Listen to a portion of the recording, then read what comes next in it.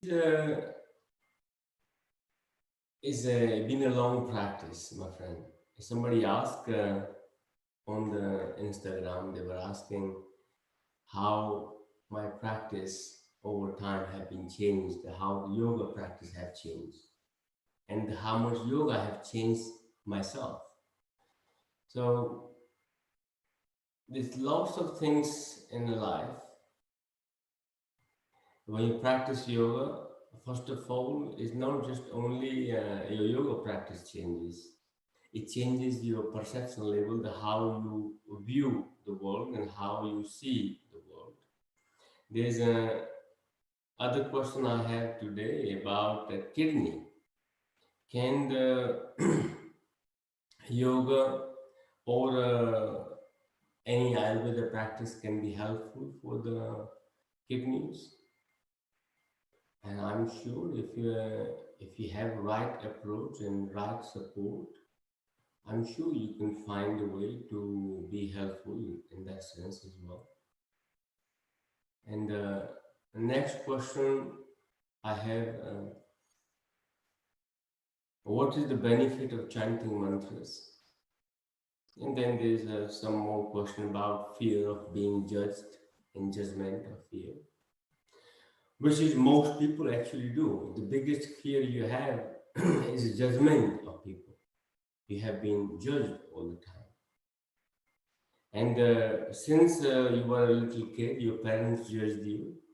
You start judging yourself with amongst other people, and then this cycle start when your parents start comparing yourself with other siblings of yours, if not your neighbors, and your gender get judged, how you get treated differently, because some cultures, majority of them, they treat boys and girls slightly differently. That is also a come from judgment. So, how do you cope with judgment, the fear of judgment?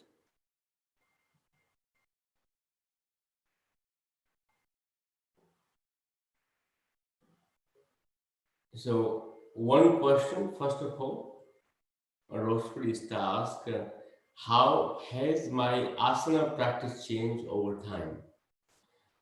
To be honest with you, I don't really remember it, because asana was not an asana aim for me. For me, every time I practice asanas personally, I was able to connect. I felt the energy level, the prana in my body flowing through it, and more to understand the inner calm of my body, the the frequency, the vibration of the body, the clarity it brought to my mind, all the agitation of the body. When you are a small child, no matter how much yoga you practice, how much discipline you have, but you still have a surge and burst of energy time to time. And that was the coping mechanism at the time I started practicing yoga. Every time I practice yoga, I felt really comfortable and calm in my body. But beyond that, I started yoga around probably would have been very small child. I was not actually going into even a nursery or primary school. So I went to a Gurukul when I was early stage. Guru was I was going to stay with my teacher all day, come back late in the evening to the home. Whatever my teacher teach, whatever is available, I just learn. Was not either I'm going to learn mathematics or I'm going to learn science, or it was nothing like that. It was more of a interest of myself, what I would like to learn that day and that time, and the very different structure of education system. Then I observed my grandfather practicing yoga every day. So when he practiced yoga, and he practiced 3 hour, 4 hour yoga practice every day in the morning, and he was up before anybody was actually up. And I observed him, I watched him, then I was fascinated by the movement he practiced. Then after some time, he watched and he invited one day, and he's put a little. We didn't have yoga mats at the time, So he had a woolen blanket. So he gave me a woolen blanket stitched to the rucksack, the potato sack, what you can call it. Underneath potato sack, on top there was a blanket, woolen blanket, and that was yoga mat. And then he put it next to himself, and they say, start practicing. So I watched him again. I did a little bit of movement as I can. Then first was my observation, and I can remember I never saw him fighting or struggling in a posture.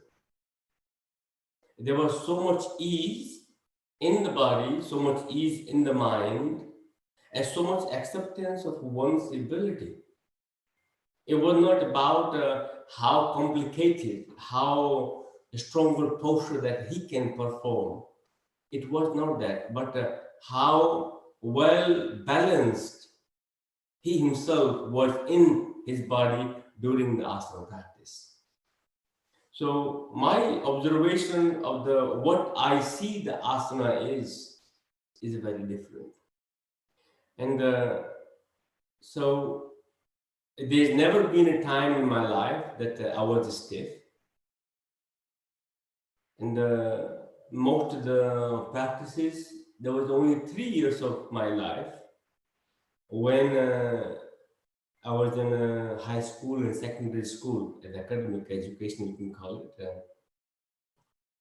I stayed, the house and very not space available for yoga basically. And in that circumstances, I did not practice asana, but meditation was every day. And from time to time, occasionally I can practice asanas. So I felt little when I came back after a couple of years of break. You can feel it in the body, but it was such a strong muscle memory in the body.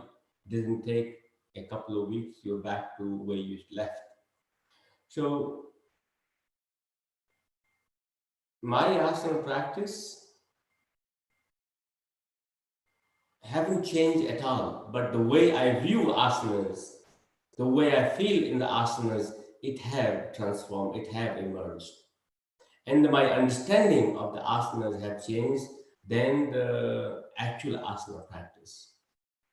Before, it was aimed to, when you are on the in quest of the conquering this posture, you have a targeted list of asanas, and you want to conquer them, and you think, okay, now I have done it. Then what? It's not the point number of asana postures you can do, but how you are in the postures. You only can see the physical appearance of the asanas, but you do not know what is actually taking place on your biochemical level, your bioenergy during the asanas. You can do the perfectly triangle, you may try to copy somebody who's doing a really, really advanced posture. You only can copy the physical appearance. But what is energetically taking place inside, you can't copy it. And neither you can actually implement it, neither you can actually imitate it. That is very personal. That's when the yoga becomes personal. So my yoga practice, asana practice, not yoga, may have not, I may not have seen any change, but my understanding of the asana practice definitely changed. How I feel in the asana postures definitely changed. And I hope that answers it. And the next question I have from Rohit Singh, he asking, can yoga fully cure the kidney failure? My friend, first of all, yoga is not there to fix the life or cure things. But yoga can, if you change the yogic lifestyle, you can prevent it further damage, may repair the certain amount of damage you may have done to the kidney because of the poor lifestyle. But if you make statement, yes, yoga can cure your kidney failure, and somebody can come along and sue me that I am not going to take such a statement. But I can advise and help. Yes, yoga can be very beneficial.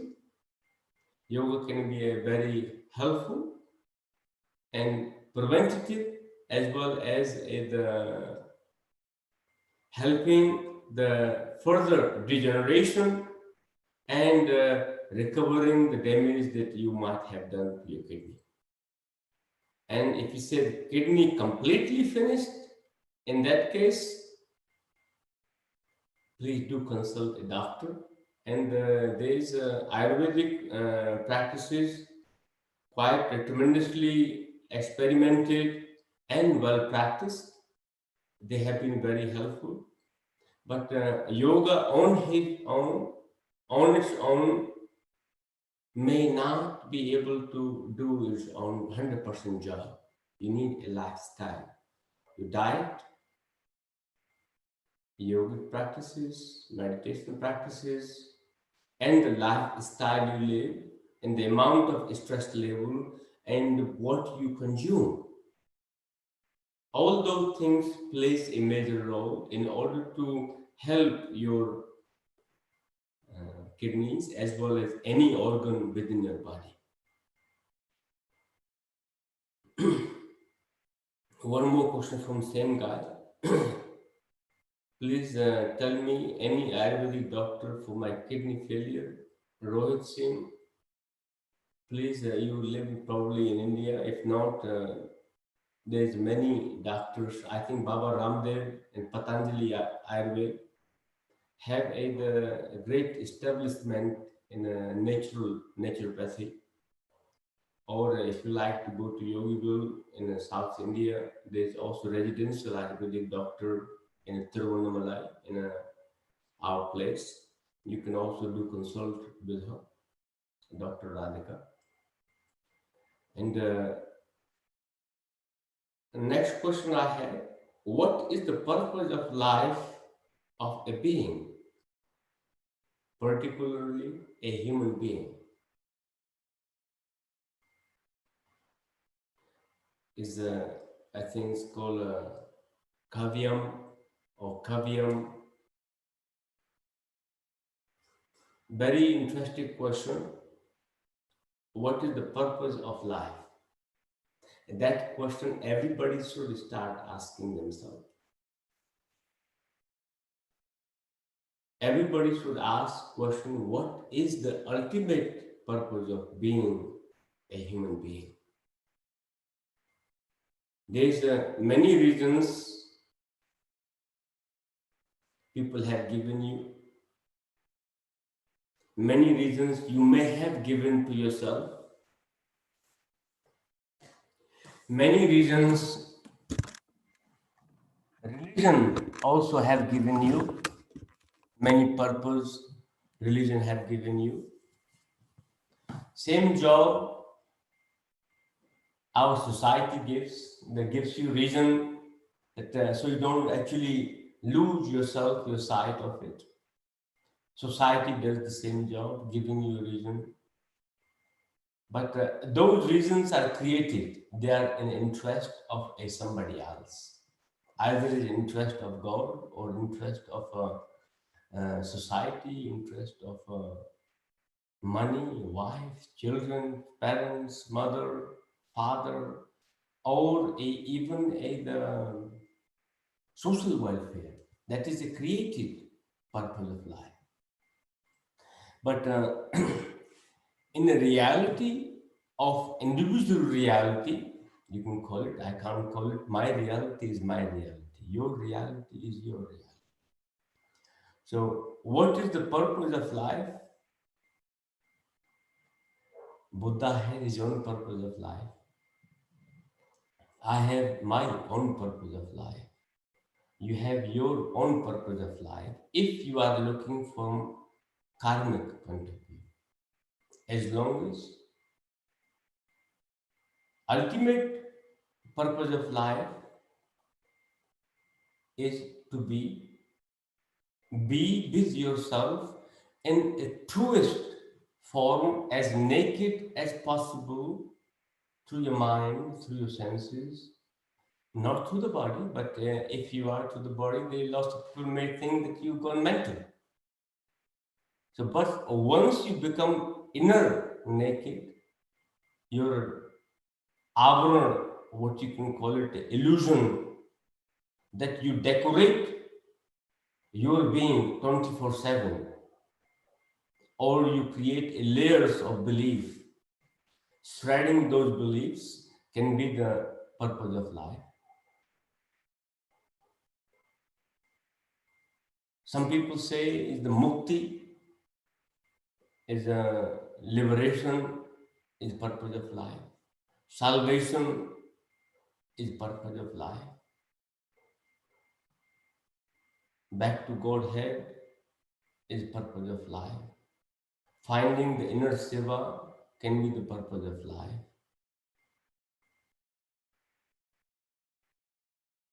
As long as you are in a human body, as long as you are in a human body, you have a tremendous possibility, a possibility that even the divine beings or demigods even wait for to become a human being. You are in a place of transition, of karmic transformation, where you can completely liberate yourself from karma, bandhan, or knots of your karma or your samskaras, you can call it.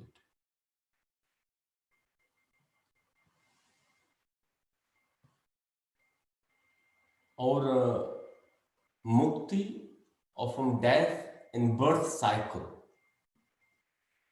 There is always a saying that purpose of life, some people say, some beliefs,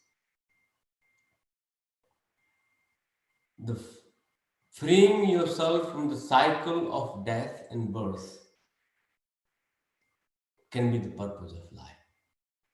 But how do you free yourself from purpose of life, from death and birth cycle, if you are actually never born? There is no beginning to you and there is no end to you. So if you were actually never born, then how you actually can free yourself from death and birth cycle? Is actually the idea of death and birth. That your mind is every moment is taking birth and dying every moment, finding a freedom from that death and birth.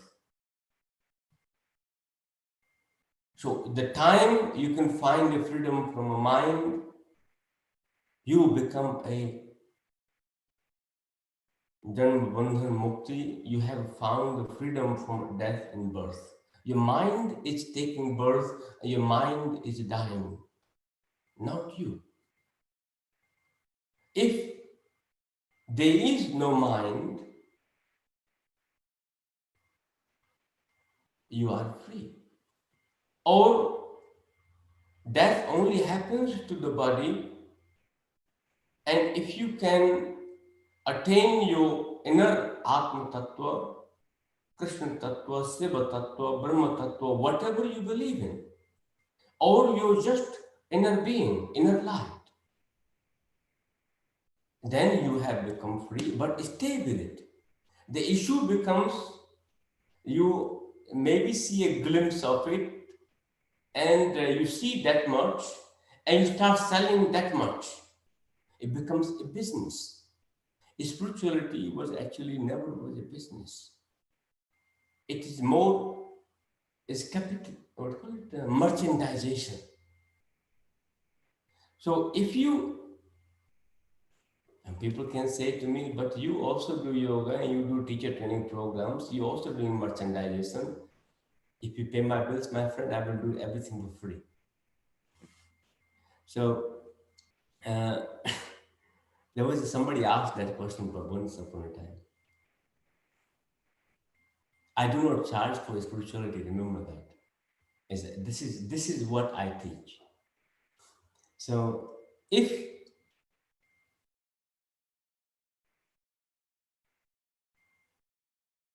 purpose of life particularly being as a human being.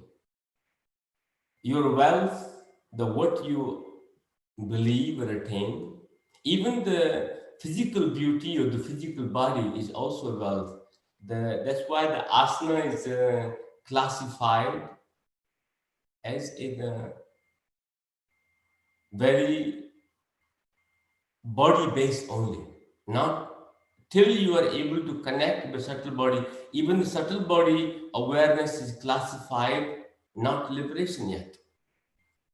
So your body, your wealth only can have three things. You only can do three things with it. Whatever you accumulate in your life is either can take you to the adhogati, can take you to the more lower locals or the lower planes of your can lower planes of your existence, your awareness, your consciousness. The money you have, you can spend it on yourself in consumption, creating the more karma or more what you can call it bondage if you identify with it, or you can utilize that to charitable activities, or you sharing yourself. So it basically start sharing your life, sharing your knowledge, sharing whatever you have. Or accumulation, you can keep it, and then you leave it behind. Your children, whoever comes along, will fight over it, and then they will go and basically down adho gati, or taken to the low planes of karmic relations. Similarly, you have a with your life, you have a choice of karma. Choice, you can choose your karma to clear the previous karma balance, make it to zero, to a neutral. So neither you have accumulation of karma or good or bad karma. I'm talking about not just remember the karma is good and bad. Both of them you are bound to come back to the. You are not free. So completely become a neutral. Completely become a perfectly balanced, you can call it. Neither you have excess amount of only the if you identify with the good karma, that can also can create an ego. If you identify not at all with any karma, that you are completely living the ignorance life or arrogant life. So both ways are important, that you good karma, bad karma, both meeting together. In the end, you how you identify with them is important part. Your purpose is you are neither good karma or bad karma. You are the same person who doing good and bad, but your energy, your awareness, your essence inside, you hold on to that. So understanding, discovering yourself, whatever element, whatever awareness you have, how you like to relate to yourself, that is a ultimate purpose of life. Understanding yourself, freeing yourself from the mind and the limitation of the mind, limitation of belief system, either is religious or material. There is nothing that you have you can take with you. Even you can be very spiritual person. I remember a story. I think I might have shared that before once. There was a person who lived as a monk life, and basically living totally naked, have one bowl in his hand, begging, eating a food wherever he can. He became very popular. In the end, he got a lots of followers, and people start praising. One day, somebody made a comment that you are attached to this bowl, you can't be free. So he actually threw the bowl away and start only eating from the hand. So basically, nothing on him, nothing he owned. And Death is a very crucial thing, comes to everyone. Doesn't matter how spiritual you are and how not spiritual you are. How it can happen to young or old, no matter who the person is. If there is no concept of being spared. If you identify the death as the death of the body, but awake person never die, remember, because death only happens to a body, not to a awake being. The person left his body, arrived to the so-called kingdom of God or the heaven gate. The gatekeeper of heaven asked, please drop, before you can enter into the heaven, you must drop all the baggage of karma you are carrying. He said, but I am such an enlightened, liberated being that I lived my whole life so free. And then look down at the people. They are celebrating, they're crying, how great I was. They are celebrating, they are praising that how wonderful spiritually being I was. They said only way you can enter into the heaven, the once you drop all the baggage that you are carrying. He said, but I am not carrying anything but identification of being that you are a great spiritual being. That's what actually the person is carrying. That burden, that weight of karma becomes completely invisible. Some karmic weight can be seen, but some of them can't be seen. So, in the end, person realizes, comes back. This is another story. There is a one monk living in a temple. Across the street is a brothel, and a woman every day seeing the men coming and going, she looking all the time at the temple or the priest and or the monk, saying every day how great human being he is. He get to spend time with God, think about God, and 24/7 she's thinking about God and how great she is, how great the monk is, and all the people that go into it. Her mind is always fixed, her awareness is always fixed, but her actions, the karma that she's doing with physical body is completely different, that not accepted by society. Despite politics and prostitution is the oldest traits of society.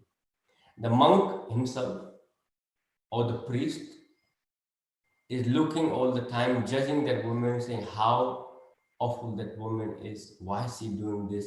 He is living in the temple with the God, but 24/7 thinking about that woman and completely negative and criticizing and saying horrible things to her in the presence of the God.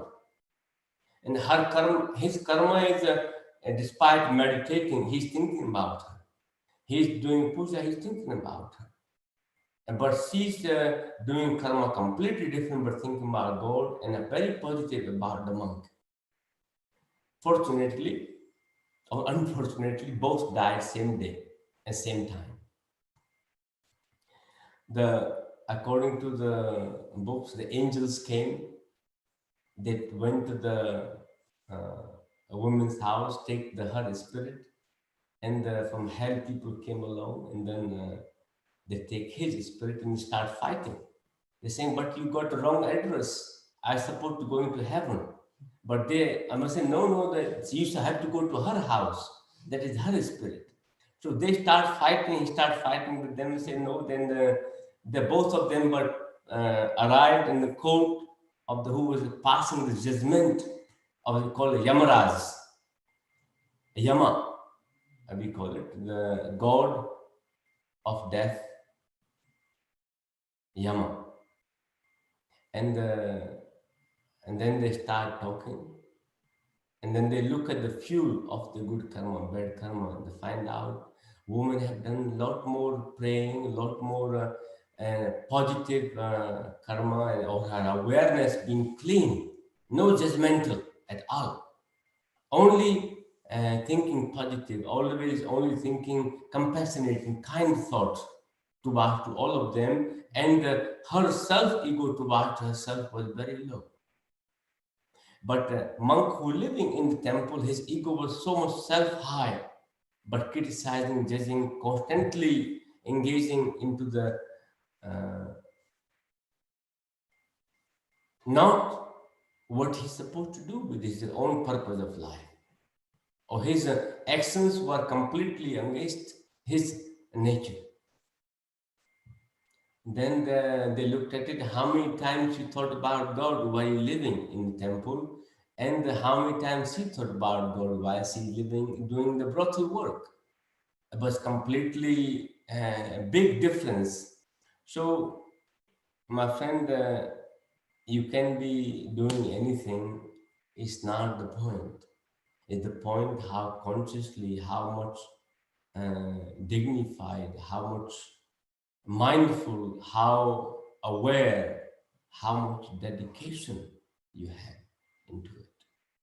So, good karma, good person, bad person, they all stay behind. Don't get trapped into it. Important part, understand your culprit mind. Understand how manipulative your mind can be to influence you, to always keep you weak, always find a way to convince you to do things that are against your inner nature. Inner nature is to be at peace with your senses, but you want to be peace with everything else, but not with your senses. To disturb your inner peace and peace with the senses, you create so much mess around it. And you constantly continue even to you hurt or you live in a fear, you live in a self-insecurity, your mind will create so many things. And you are always be in some roller coaster, some sort of chase in a life. One purpose of life simply as a human being, you are in the body in the lowest form of purpose in life can be with yourself. Never lose the awareness that you are in a body. You are operating your body with the help of 10 senses. And your mind should always be aware of that. That can be one purpose of life. If your awareness enhances, then you should start using those senses in a compassion to make sure that you do not do any action through your senses that can hurt, harm, can create any pain to any manifestation of yourself. Because whoever you are, everybody is the same energy. If you are hurting somebody else, mean you are hurting yourself. When you're hurting yourself, you are going back into the violence. You have gone back into the space of pain and discomfort. So it means your senses are not at peace. So that is can be second purpose of this is a third dimension purpose of life.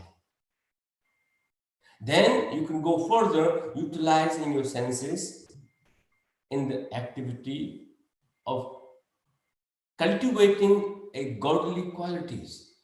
Godly qualities does not mean you start behaving like a god. Don't develop a god complex. No, no, no. Godly qualities, you classify God as very peaceful, loving, caring, compassionate, mercy, kind, sense of abundance. Develop those qualities in your nature, in your actions, in your behavior. And we call it God is forgiving. Start forgiving yourself. Develop those qualities. That can become a purpose of your life. If you like to go further, renounce the attachment and outcome of your each action. Just do each action as mindful as possible, but not to worry about any outcome, whatever happens. Just simply live. And live free. Live free to the point that you have no idea that you are living. Your mind completely disappears. The time death arrives, death finds you dead inside and nobody to be killed, nobody to be dying. There's nobody can die at all because if your mind have completely dead self already, your identity have already died, who else going to die? Who the death going to kill? No one. So that can be the purpose of life. If not, one purpose of life can be an animal. Live, sleep peacefully, wake up, do the work, eat again, sleep, produce children, like most animals do. But remember, animals do not create a damage what humans do. I have not seen animals are doing violence for sake of doing violence. At least develop that awareness. Do your actions what is required as long as it is not going to create anything that goes out of your nature and against your nature. So I think that will be enough for today, and we take next week some more questions, and I have left a couple of other questions, and we talk about them next time. Thank you, everyone.